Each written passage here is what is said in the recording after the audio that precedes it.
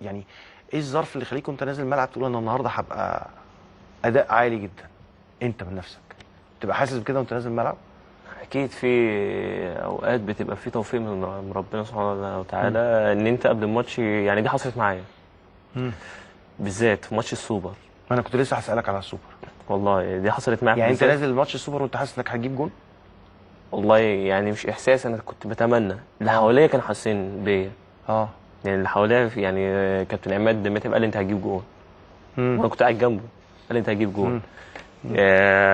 كابتن علي ماهر قال لي انت هتجيب جون.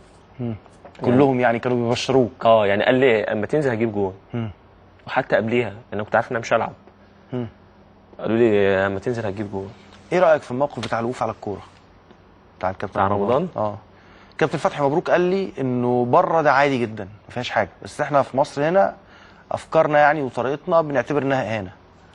انا في نقطه يعني هي مهاره من رمضان ده اولا. بس المشكله لو هي اتعملت في ماتش غير الاهلي والزمالك هتبقى عاديه، مش تاخد الضجه اللي هي ما اعرفش انت اللي حصلت دلوقتي. ماشي، ما انا بقول لحضرتك يعني لو عملت في ماتش غير الاهلي والزمالك هتبقى عادي. هتبقى عادي. هتبقى عادي لو في ماتش غير الاهلي والزمالك لا هتبقى صعبه. اقول لك بقى بس يعني انا شايف ان هي صعبه قوي. يعني حكايه الوقف على الكوره دي انا بسال والله بجد ما اعرفش. هي استهزاء بالخصم. كل الناس بتقول لا، انت بتقول لي مهاره. هي صعبه مش سهله. صعبه والله؟ والله. لا مش سهله. كمان يعني انا شايف ان في ناس بعد ما عماله تعملها كتير وبتتريق على رمضان وبتاع، وفي ناس بتعملها في الدوريات بره. بس يعني ده يا عم انا ابني ممكن يقف على الكوره يبقى مهاره.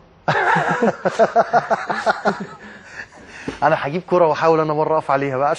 لو بص لو انا وقفت على الكوره يبقى اي حد يقف على الكوره.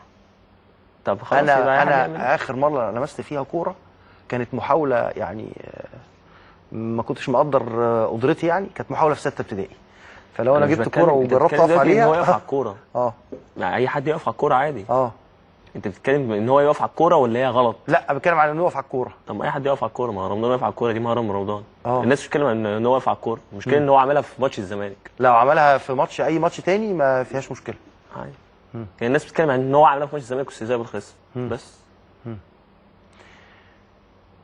انت لما بتقابل زملكاوي في الشارع بتقول لهم ايه؟